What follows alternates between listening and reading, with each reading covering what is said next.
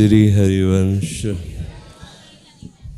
वैसे तो अपने लिए नयो नेह नव रंग नयो रस नवल श्याम वृषभानु किशोरी, प्रतिपल नया, प्रतिक्षण नया, नया आनंद दाता और नया नया भाव से आनंद का उपभोग करने वाले उपासक जन।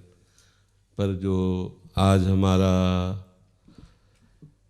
नया समाज है वो उत्सवों को पतन की तरफ ले जाते हैं। कोई भी उत्सव हो या कोई भी भाव उत्सव, मंगल महोत्सव, कोई उसको पतन की तरफ ले जाते हैं।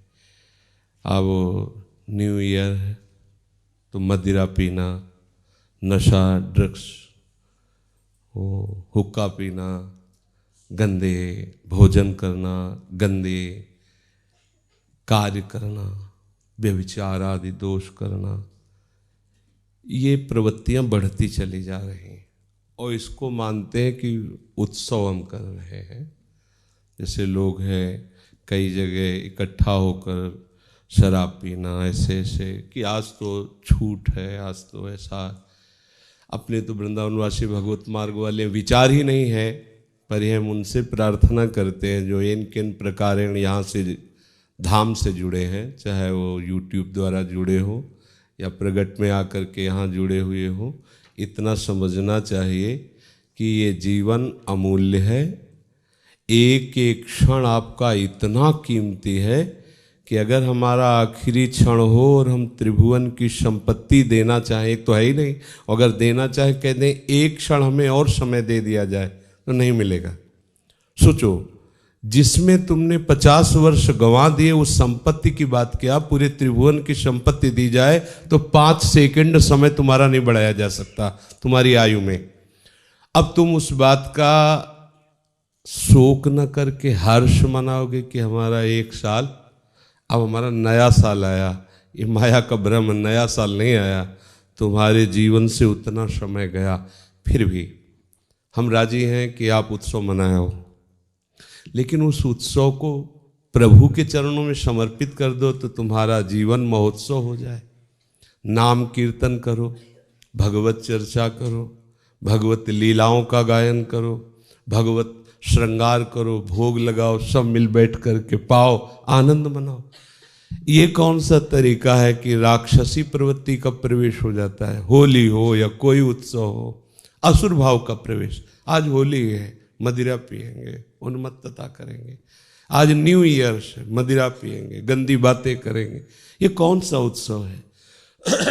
ये कौन सी तुम्हारी मंगल वृत्ति है जो तुम्हारा आनंद प्रदान करेगी?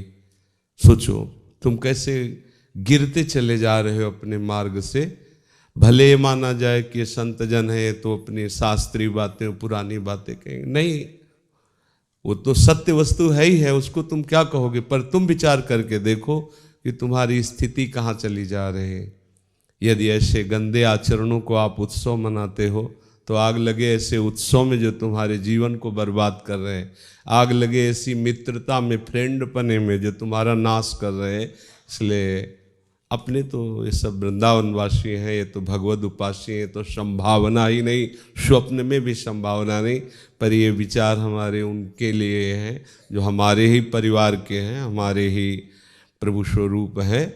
ये संपूर्ण विश्व ब्रह्मांड हमारा घर है, सब हमारे ही परिकर के हैं। जिनके कानों में शब्द पड़े या जो यहाँ सुन रहे हैं या जो बाहर सुनेंगे, हमें यही सबसे प्रार्थना है कि आप दोस्त का चयन विवेक से करो, आहार का चयन विवेक से करो।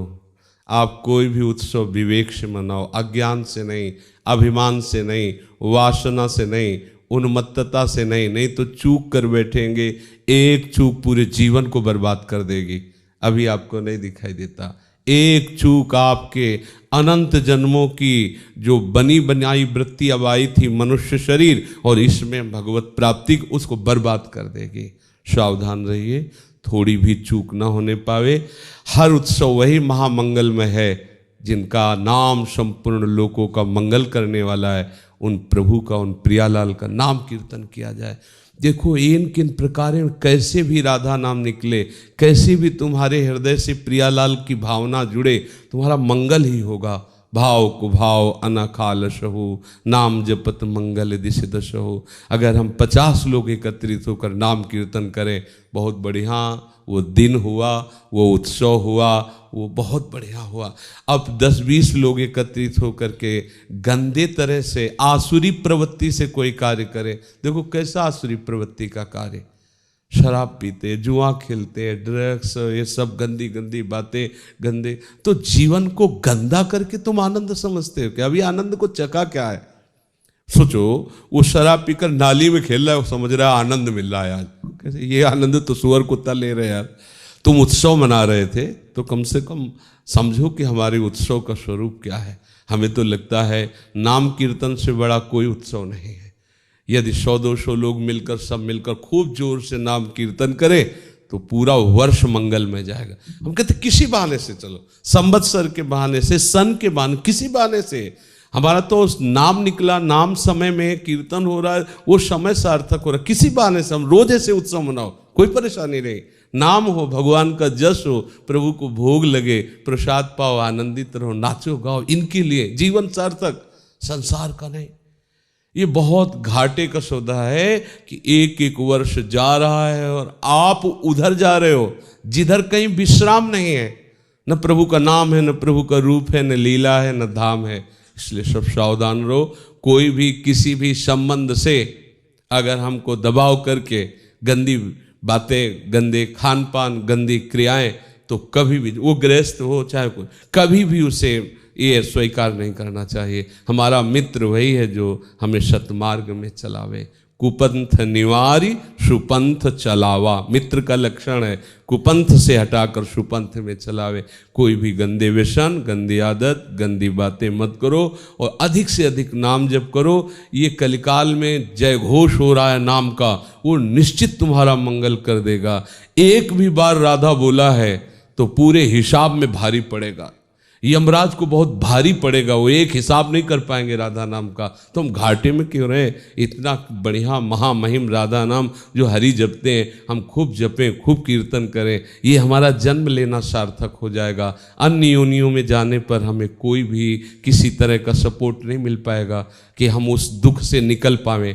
देखो कैसी कैसी योनियाँ हैं, सर्दी में वो काँप रहे हैं, उनके लिए रजाई थोड़ी है, स्वेटर थोड़ी है, अंगीठी थोड़ी, हीटर थोड़ी, गीजर थोड़ी, बीमार है, कष्ट है, घाव है, वहाँ वैद्य थोड़ी, दवा थोड़ी है, वो ऐसे ही मरना है उनको। अपने को चांस मिल गया है। आपको सब बातें ऐसी कथा जैसी लगती हैं, चांस मिल गया है, मनुष्य शरीर है, आप निकल सकते हो, ये बढ़िया अवसर है। गंदे आहार से आपकी बुद्धि भ्रष्ट हो जाएगी, गंदे लोगों के संग से आपकी बुद्धि भ्रष्ट हो जाएगी, गंदे दृश्यों से आपकी बुद्धि भ्रष्ट हो जाएगी, गंदे पेय से आपकी बुद्धि भ्रष्ट हो जाएगी। हमारी बुद्धि प्रकाशित रहे, हमारी बुद्धि प्रभु के चरणों की तरफ बढ़े, नाम रूप गुण लीला धाम का आश्रय ले, ये हमारा जीवन कृतार्थ हो जाएगा। सावधान रहिए, प्रत्येक पल नाम जपते रहिए, नाम कीर्तन करते रहिए। राधा वल्लभ लाल।